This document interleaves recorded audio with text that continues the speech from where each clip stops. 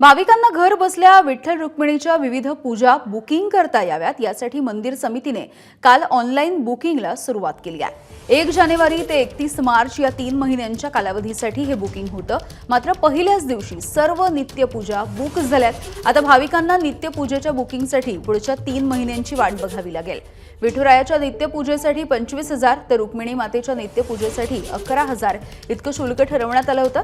मात्र बुकिंग सुरू होताच अगदी पहिल्याच दिवशी 3 महिन्यांच्या सर्व पूजा बुक झालेल्या आहेत आणि मंदिर प्रशासनाला या नुसत्या नित्यपूजेमधून 55 लाख रुपयांचं उत्पन्न मिळालंय।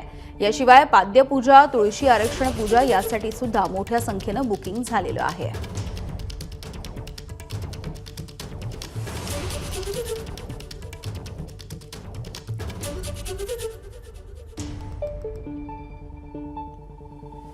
तर 3 महिन्यांमध्ये जवळपास मंदिराला 1.5 कोटींपेक्षा अधिक उत्पन्न मिळतंय।